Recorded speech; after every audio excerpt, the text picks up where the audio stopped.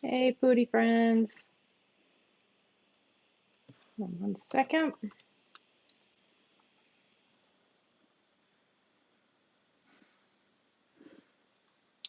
Like to pop over and make sure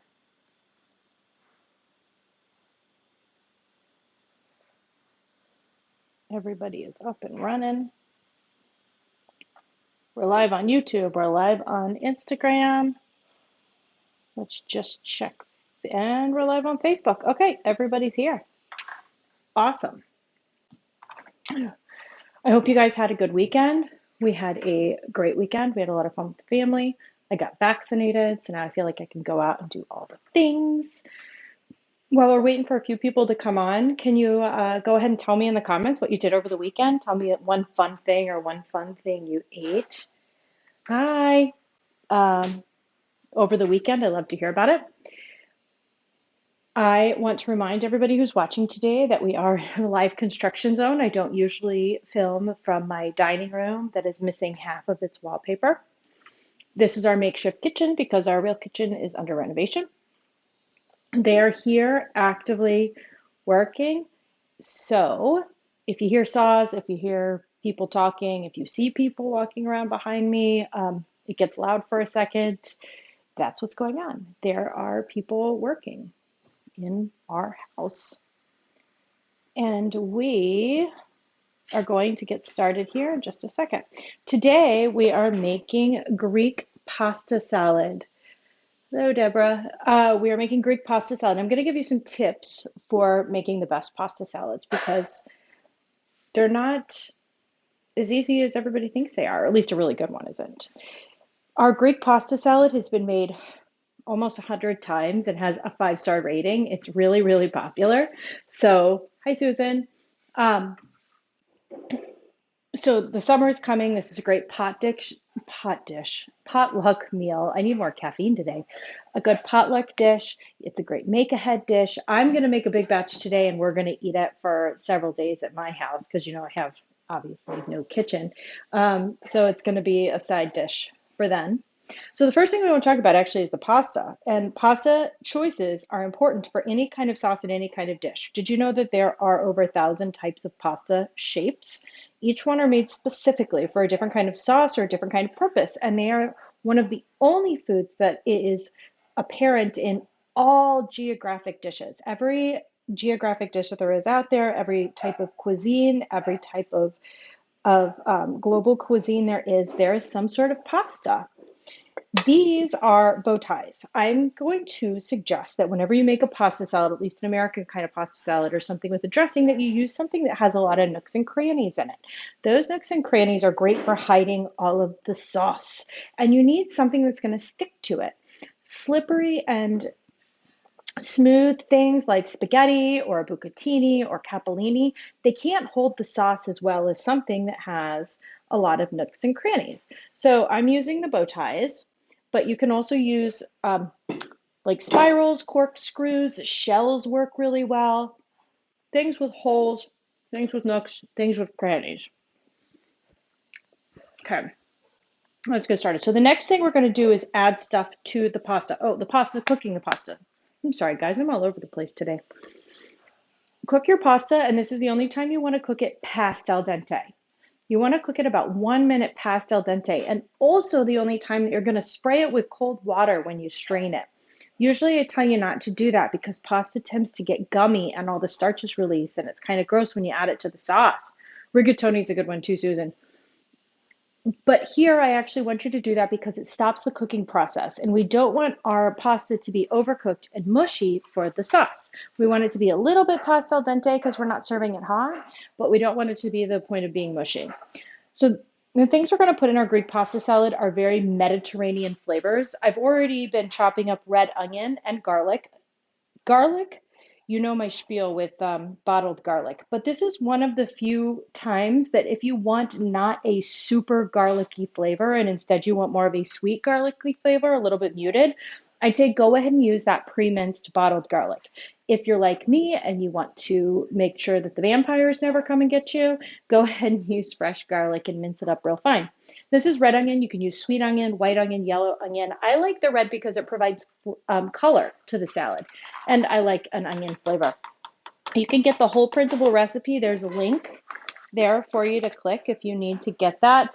I used here probably, it was a half of a small red onion and two very large garlic cloves. And this is a pound of pasta cooked. So next thing we're going to do is add bell pepper. The recipe calls for green bell pepper, again for color. I'm going to use yellow because that's what I needed to use up out of my vegetable crisper. You could use a variety of bell pepper colors if you'd like. You could use one color. Green is obviously the cheapest. Sometimes you can get the tri-colored packs on sale at the grocery store. This is one of those dishes that I want to be a festival of colors. So the more color I can get in and introduce, the better off I am. And I already had green in the parsley that we'll chop up next. And I had red in the tomatoes. So yellow seemed like a good pick. That and the fact that it was what I had in my vegetable drawer. Some people have serious affinities for one color or another of bell pepper, though. My daughter refuses to eat red bell peppers. It could be the tiniest little mince, and she will somehow find a way to pick it out of the dish that we're making. Okay, next we're going to do some parsley. This is a flat leaf parsley. I already rinsed it because my sink is an eternity away. Parsley is one of those funny things. A lot of herbs are leafy herbs. People tend to want to think that they need to take all of the leaves off of the stems, and that's just not true. The stems are just as flavorful and delicious as the leaves are. I use them in all sorts of salad dressings. I toss the leftover stems into the salads themselves. They go in sauces. They can go in anything, and you can chop them up just regular. There's some things like if you're going to use parsley as a garnish that maybe you don't want the stems. But when you're just cooking a recipe, it's perfectly fine. You don't want like the super thick woody ones, but if it's just the green stems, the tender green stems, those are fine. Make sure you're using flat leaf parsley, sometimes known as Italian parsley, instead of curly parsley.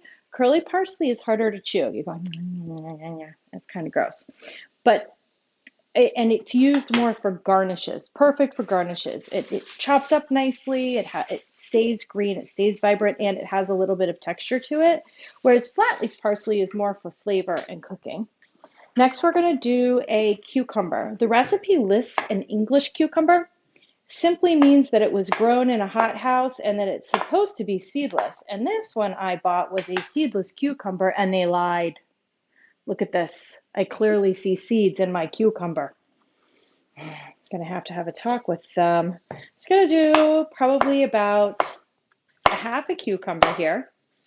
Depends on how big your cucumbers are. There are sometimes during the summer when you find cucumbers as big as a house out there. Some people like to do halves. I'm going to do quarters just because I don't want to have an entire bite of cucumber. And I feel like a half is just a little bit too big, but that is totally personal preference. My husband prefers halves, so there you go. Okay, mincing that right on up. Not mincing it, cutting that right on up. Susan was the only one who told me her favorite kind of pasta. Everybody tell me something you did over the weekend, or your favorite type of pasta to put in pasta salad. I want to hear from you guys. I don't want to be lonely over here thinking no one's listening to me.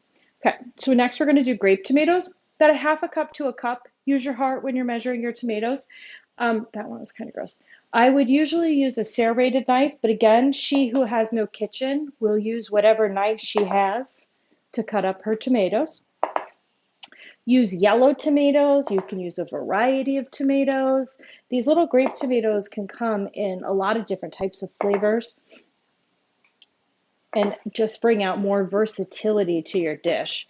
You could also very easily decide to use more vegetables or less vegetables, more pasta or less pasta, depending on how carborific or vegetable-y you want, salad-y, I'd say, you want pasta salad to be. Do you want it to be more pasta? Do you want it to be more salad? Because really it's not a salad at all, except for the fact that it's all jumbled together, right?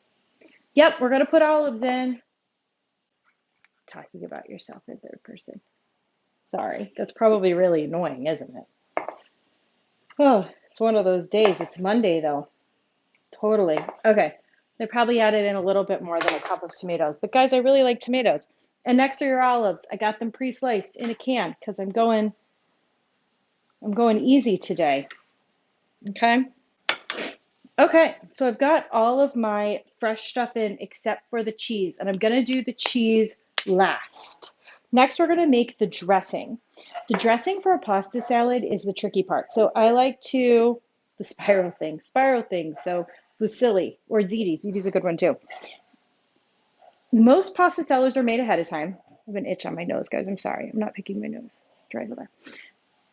I like to save a little bit of the dressing and set it aside. The dry pasta and all of the ingredients are going to soak up all of that dressing while it's sitting, and then you might have a dry pasta salad, and I don't want that to happen. You don't want it to be soupy. You don't want a pool of dressing to be at the bottom of the bowl, but you also don't want it to be super dry. You want people to know that it is in fact dressed. So I'm going to make my dressing. I'm going to put the majority of it on the salad so that it can sit and soak up all those flavors, because you do want that to happen. And then I'm going to reserve about a quarter of that to toss with it right before I serve. The key to a good dressing is having olive oil so that it lubricates it a little bit and it doesn't stick together. We all know cold pasta tends to stick together. Having an acid, usually in the form of a vinegar, to balance it out, and then something sweet like a sugar. And today we're going to be using honey. So I've used some olive oil, and I might be able to add a little bit more of that in. I'm going to use water in my sweet Paw Patrol cup. I know you guys are jealous. This just adds a little bit more body to it. Okay. Red wine vinegar. Vinegars are usually easily interchangeable. So I'm using red wine, but you could use apple cider vinegar, white vinegar, balsamic vinegar. This one's really open. Champagne vinegar would be really good. Can't think of any vinegars that I don't think would go well with this. We're going to use a little bit of Dijon mustard. So the mustard also adds acidity. The mustard, whoa, flying mustard. The mustard and the honey are going to help to emulsify the dressing. Probably put a little bit more in there than I needed. Again, measuring with my heart, guys. Completely on Paw Patrol. Who's your favorite Paw Patrol? My daughter's is Sky, the pink one. Okay, hold on here. Let me put this all together. Where was I? Oh, pepper. Freshly ground. The stuff you get pre-ground tastes like sawdust. Does not have any actual pepper flavor. You could use white pepper too if you wanted to. I'm going to use a dash of kosher salt. Okay, now everybody is going to don't stone me here. The grocery store was out of lemons. Can you imagine? They were out of lemons. And I was forced to buy a bottle of lemon juice because it was either that or go to another grocery store. And I had 2 children with me. Rubble. And I wasn't about to do that because my kids are little. So I'm going to use bottled lemon juice, and I'm going to double the amount of lemon juice that I'd usually put in, because bottled lemon juice does not pack the same punch of citrus and tartness that a fresh lemon would. Okay, we've got all of our stuff in here. Oh, and the dry seasonings, I put those in ahead of time. It was dried oregano and dill. And if you watch me, you know that I will talk to you about dry seasonings. Dry spices and herbs will keep the maximum amount of flavor for up to 6 months. After that, they start to lose their potency. So make sure that you check ahead of time and correct. If you might need to add a little bit more to pack the same punch, you might need to go ahead and buy new ones. I put the dates on the top of all of my containers so I know when to start checking them. If it's a little bit past the date, you can rub it between your palms, release some of those natural oils, and revive it a little bit. Okay, this is emulsifying perfectly. I don't know if you guys can see that. I know that I don't have all of my camera angles in my makeshift kitchen here. The dried herbs will plump up as they sit in that dressing. They'll look a little bit more fresh. Okay, I'm gonna pour, like I said, about 75% of this over the salad. I want to toss it. I don't want to stir it. We're not trying to aggravate all the gluten. We don't want our pasta to get gummy. So we're gonna toss it until we start to see everything evenly coming together. And about halfway through that, I'm gonna add my cheese. I'm using feta because, again, we're going for Greek to Mediterranean flavors. But feta, much like goat cheese or other kinds of cheeses, mozzarellas, will start to break up and get kind of slimy with the dressing when it hits all the rest of the acid. So you don't want to add it too close to the beginning. And if you're serving your pasta salad later, if this is a make ahead, don't add your cheese until you're ready to serve. So again, if you're making it ahead of time, save 25% of the salad dressing. Don't put in the cheese until you're ready to serve. Also know that anything that's chilled, I also measure cheese with my heart. Who am I kidding? Put it all in. Um, might need to correct seasoning for salt. Anything that's been chilled, the salt gets muted. So does the pepper, especially in things like dressings and soups. So before you go to serve it, make sure you do yourself a little bit of taste test. There's nothing worse than realizing you served all your friends and family a dish that you touted, and then all of a sudden it doesn't have the same miraculous flavors that it did the first time you made it, right? No one wants to be that person. So there we go. We made Greek pasta salad. Doesn't it look amazing? I'm going to taste a bow tie here. I don't have any forks available. Okay, really good. It's a little tangy from the Dijon and the vinegar and the lemon, but it has the aftertaste of sweet from the honey. The honey, if you don't want to use honey, you can also use agave nectar. You can even use maple syrup, but I'd go sparingly because you're going to get a little bit too much like the molasses taste out of that one. And there you go. It's really that easy. I hope you guys join us next week. Hopefully next week will be the last week that we're in our makeshift kitchen and we can actually start to like cook again and have some real foods going on. If you have any ideas, if you have anything specific you want to see, please message me, please email me, tell me what it is, lunch. We're actually going to have this for dinner. I'm going to make some air fryer salmon. I've been using my air fryer a lot during this renovation. So email me, let me know what it is you'd like to see, and I'll see if I can make that happen next week. And if not next week, we'll do it the next week after. So from my makeshift kitchen to yours, everybody have a fabulous Monday, and we'll see you then. Bye.